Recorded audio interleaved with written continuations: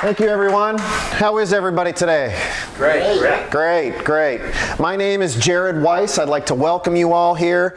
I really appreciate you taking time out of your day or evening to be here for the next 7 hours. You're going to hear everything you need to know about Social Security.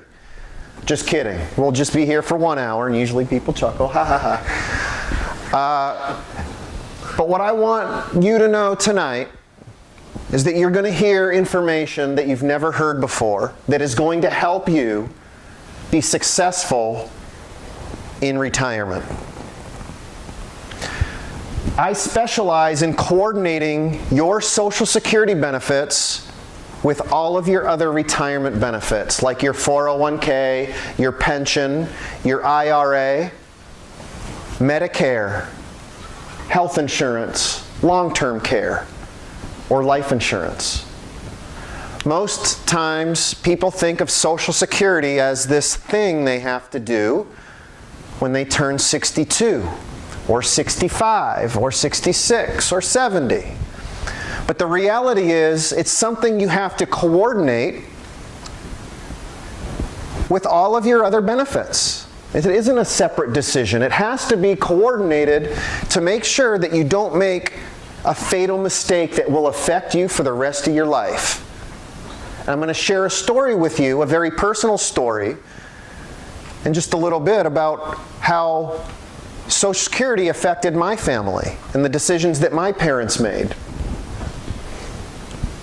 You'll see these letters after my name, CSSCS, Certified in Social Security Claiming Strategies. What that means is I have extensive training and study in Social Security. I am an expert in Social Security claiming strategies. Who was the first baby boomer to serve as president? Anybody know? That's right. What percentage of retirees live solely on Social Security? 65%. 38. Solely on Social Security. According to AARP, what percentage of boomers plan to work until they die? 7. 40. You probably plan on working until you can't work anymore. A lot of people say that. Or you want to retire yesterday. And I guarantee you after tonight, you're going to be able to make a decision on what you can and what that reality looks like of working or retiring yesterday. I do not work for any government entity. I don't work for the government. Number one, I started on time. And number two, it's after 5 o'clock.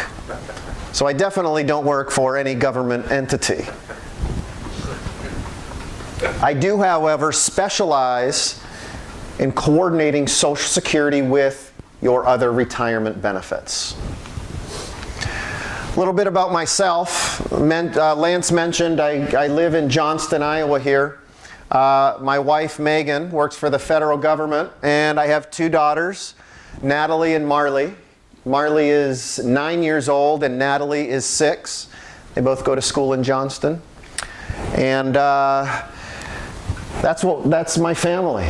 I grew up in the business, in my family business with my dad and my sister. I'll share a little bit more about that with you in a few minutes.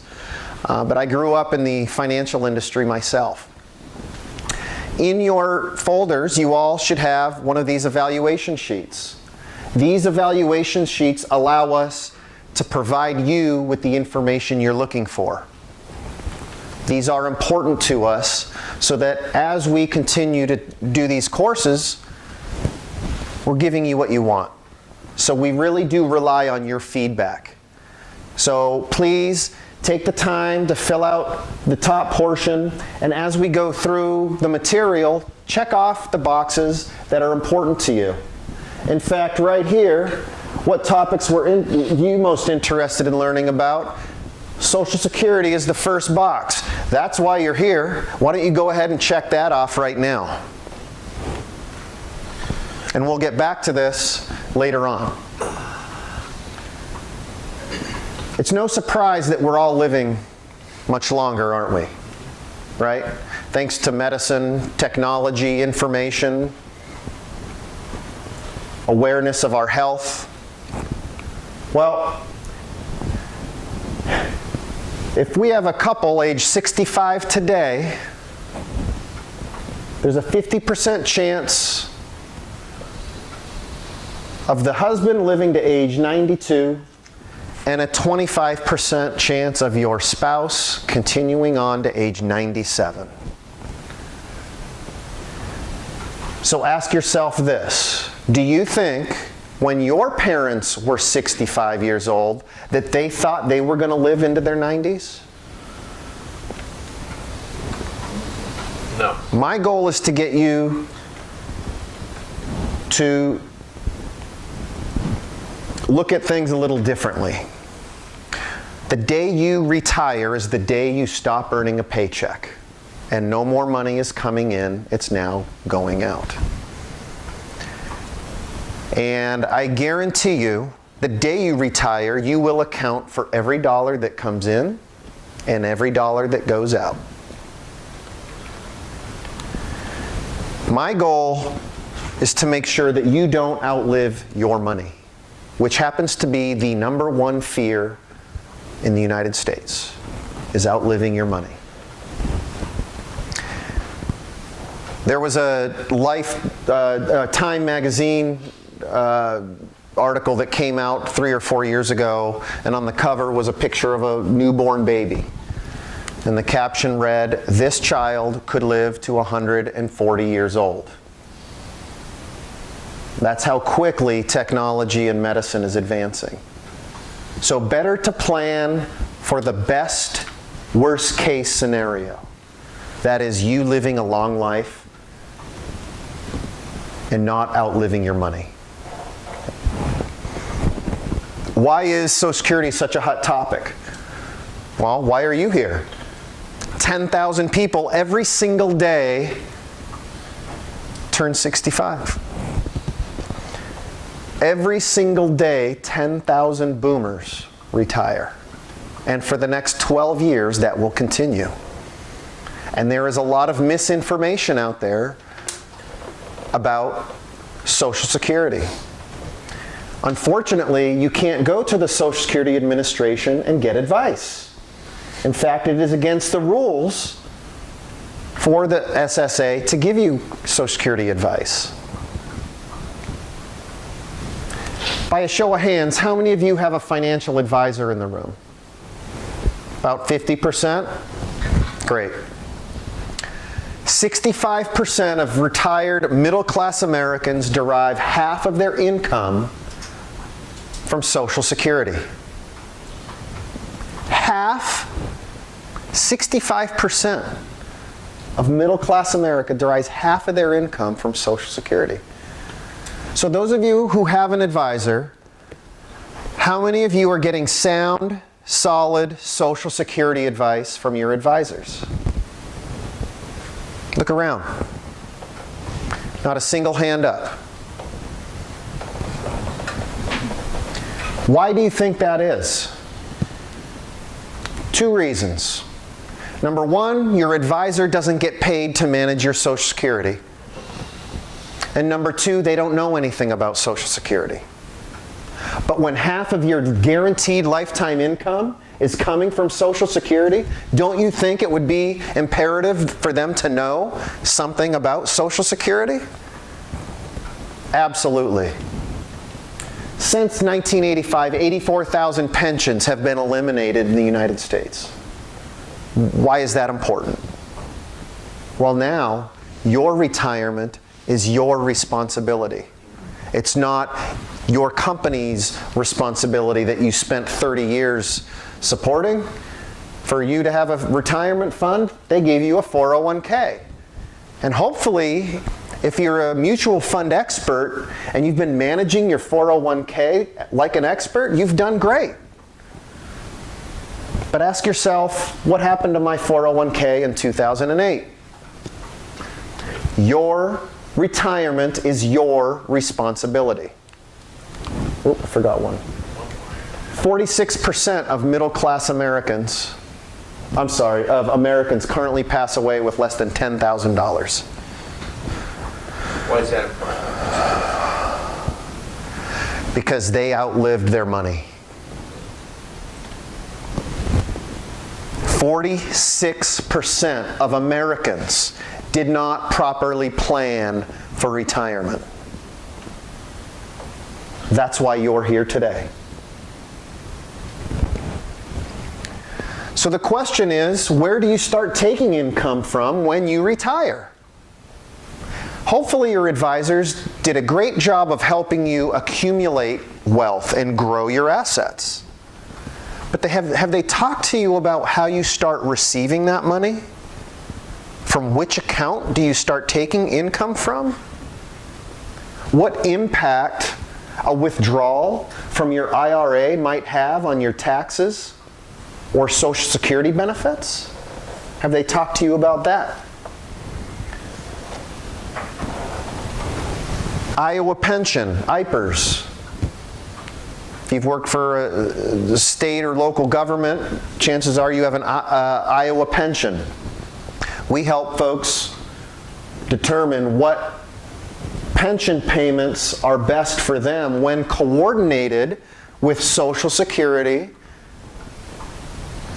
IRA, and other retirement benefits. Our focus for today, we're going to talk about Social Security. We're going to talk a little bit about the basics, strategies for married, single, widowed, divorced individuals. Taxes. That's a big one and a really important one. And coordinating your benefits. I guarantee you there is at least one person in the room today who is owed money by the Social Security Administration and you don't even know it. If you are married, to collect spousal benefits, you have to have been married for at least 1 year. The primary worker must have already filed. Generally must not qualify for a benefit on your own that is equal to or greater than half of the primary worker's PIA.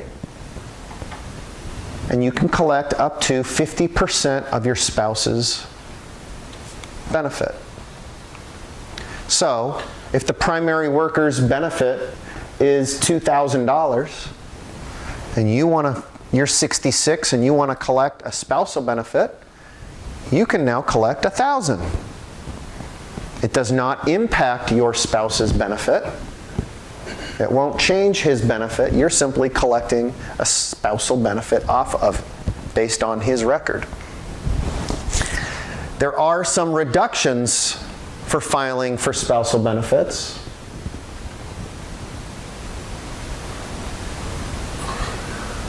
Reduction on a faster schedule if filing early. The percent of PIA,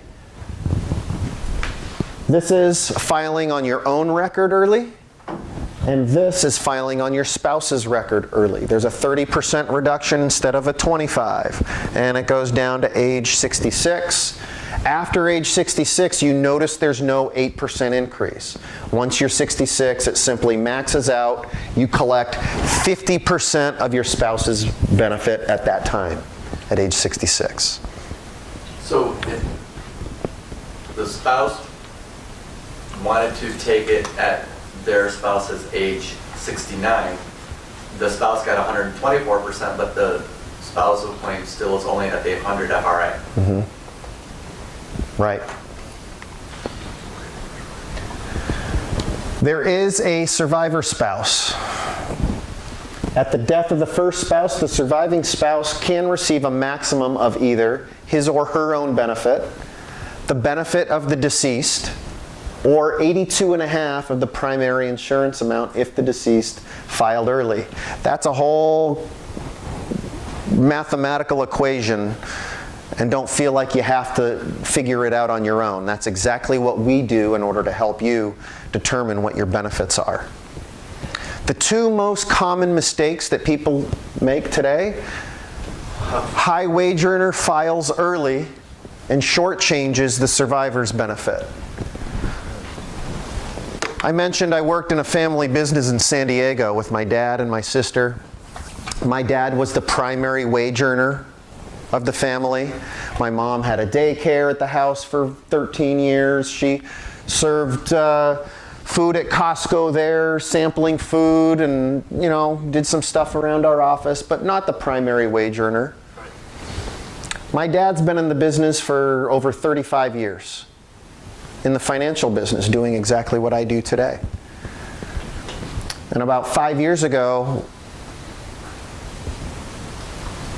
I realized how important Social Security is to my clients. And I decided to get educated. And I told my dad, I said, "Dad, you really need to learn this stuff to help your clients of 35 years. Because some of these changes and strategies will really be able to change people's lives."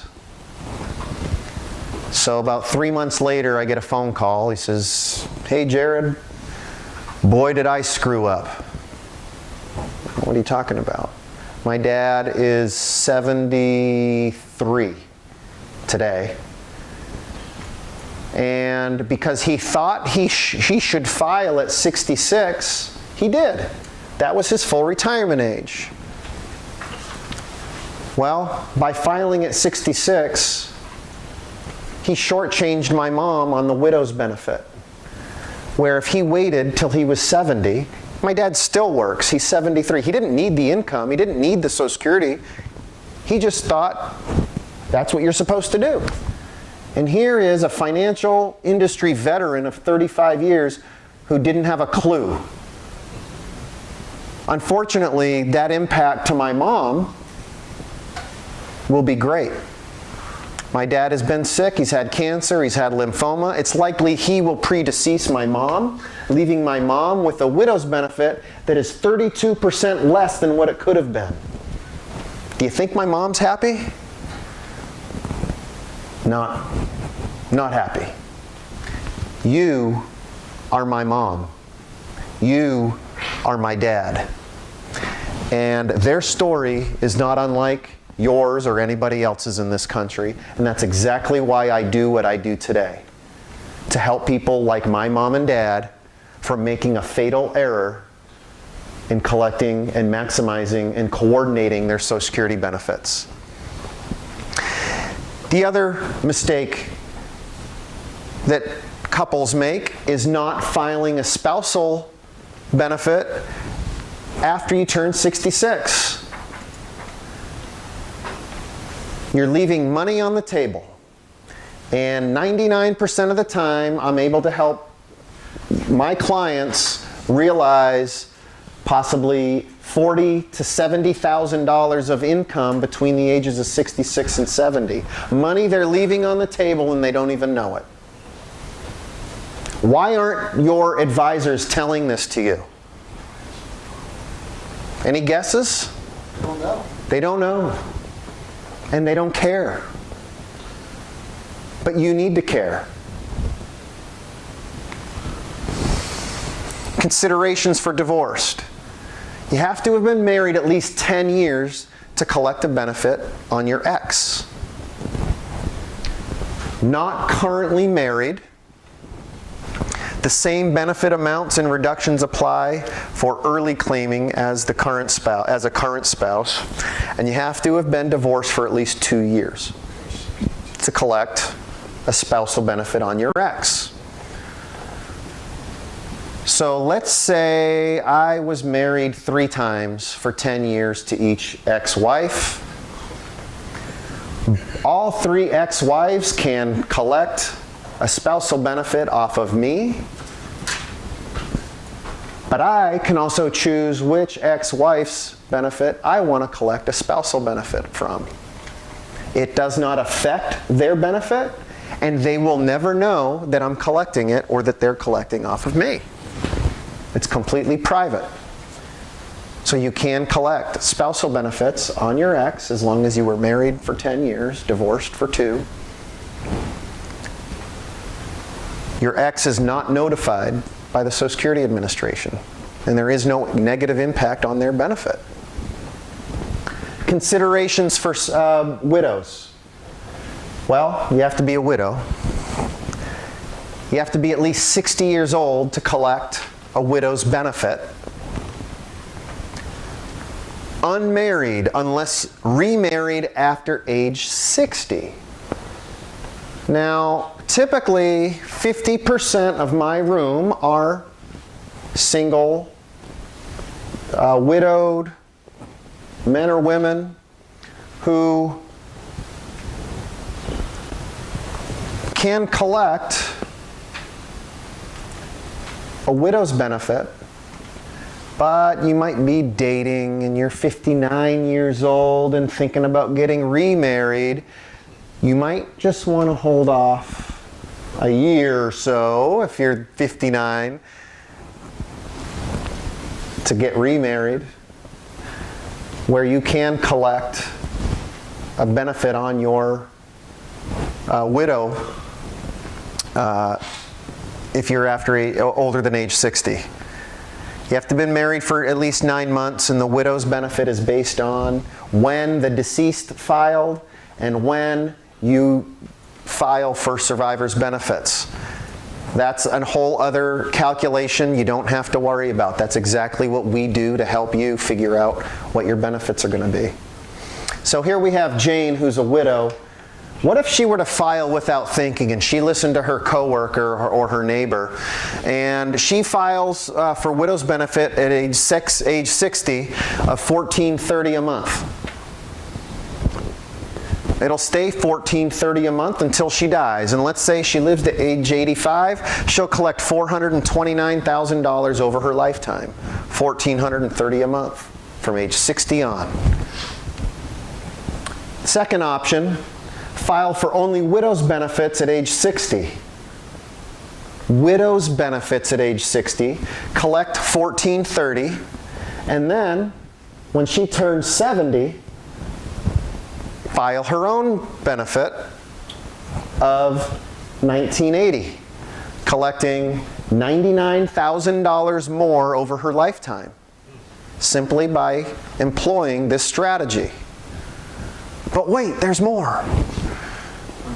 File for retirement benefits at 62 of $1,200 a month, and then switch to widow's benefits at age 66. $513,000 over her lifetime. Not bad. Let's go back to that a second. Yes. Why would anybody take 2 over 1?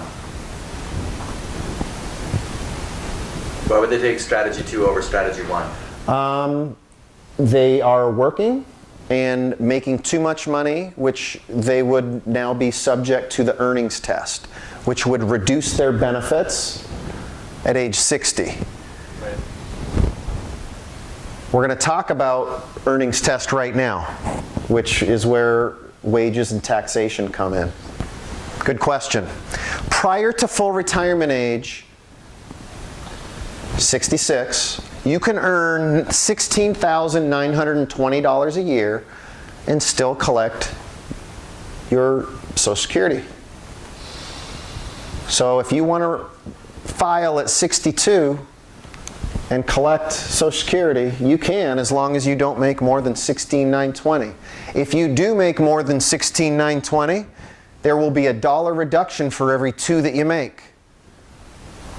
So it doesn't take long to figure out, well, how long until I don't make any money on Social Security because I made $70,000 a year? Unfortunately, a lot of people think, oh, I'm going to double dip. I'm going to work and I'm going to file for Social Security and I'll get 2 incomes. Yeah, no, it doesn't work that way. In the year that you turn full retirement age, you can earn $44,880. After that, there's $1 reduction for every 3 that you make. Once you turn full retirement age, there is no reduction. You can make $1 million a year at 66, file for benefits, and you will collect 100% of your benefit with no reduction. There is no earnings test. If you are single and make more than $34,000 a year, 85% of your Social Security is taxable. If you're married and make more than $44,000 a year, 85% of your Social Security is taxable. It is important to figure out where you start receiving income from in retirement, because it can have an 85% tax penalty on your Social Security. If you don't know, and you're already collecting Social Security and you don't know if you're being taxed, look at your tax statement, line 21A, and it will say taxable Social Security and the amount that you're being taxed. There are strategies that you can employ to avoid taxation, and that's exactly what we help you do. Let's look at a typical case. We have clients who are 62 and 60, just over $34,000 in Social Security income at age 62. Starting retirement with $750,000 in 401k and IRA assets. 6% annual return. I'm being very generous. 6% annual return and a 3% rate of inflation.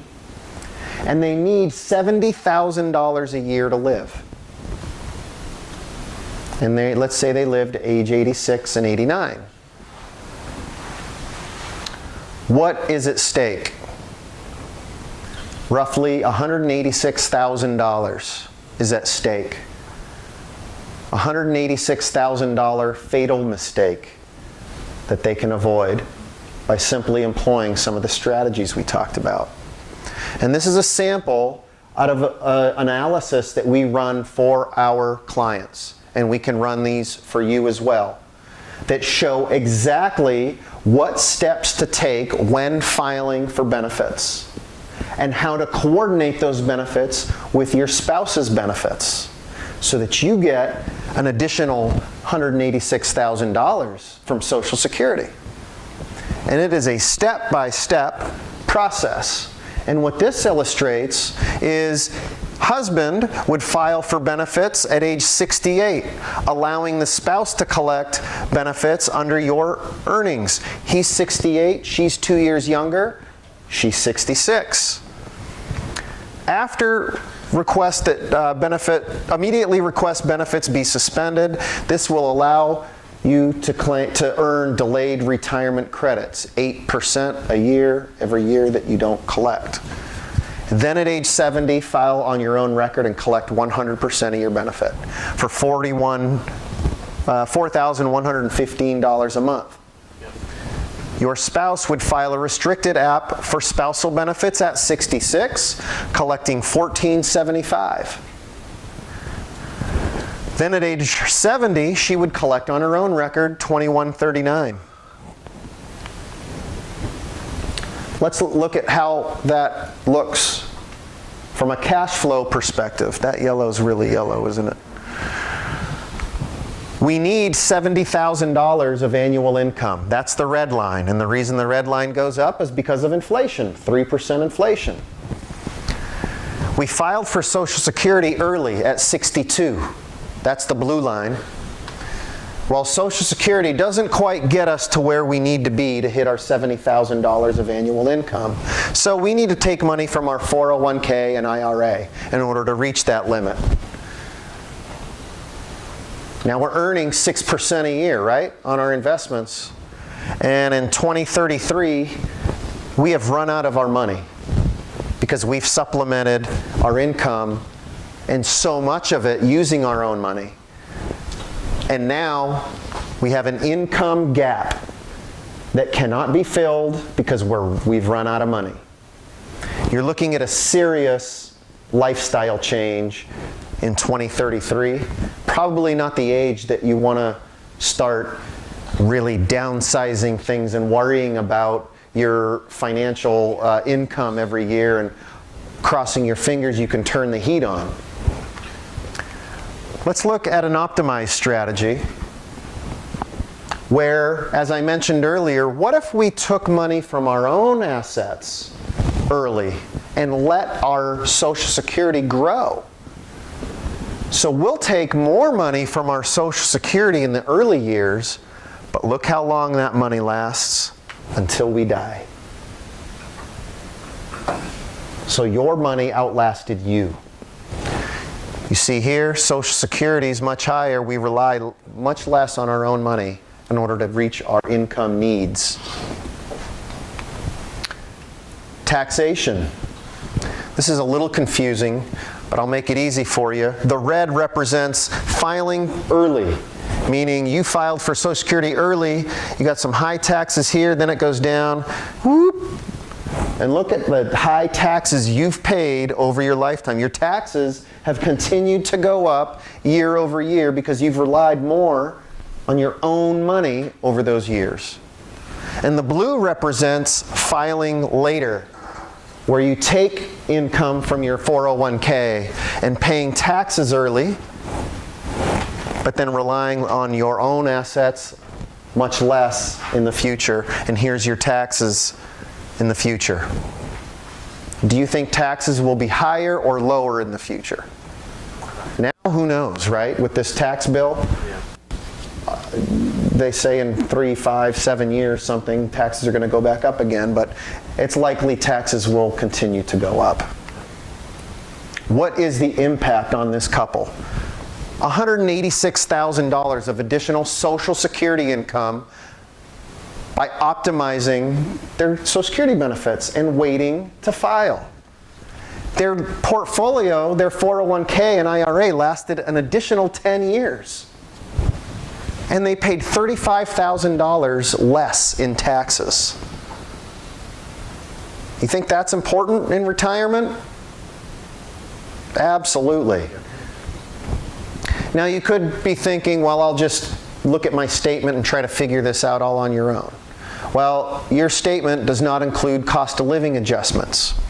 It assumes you work until the date you elect benefits. There's no average wage indexing changes that are applied, and it's your record only.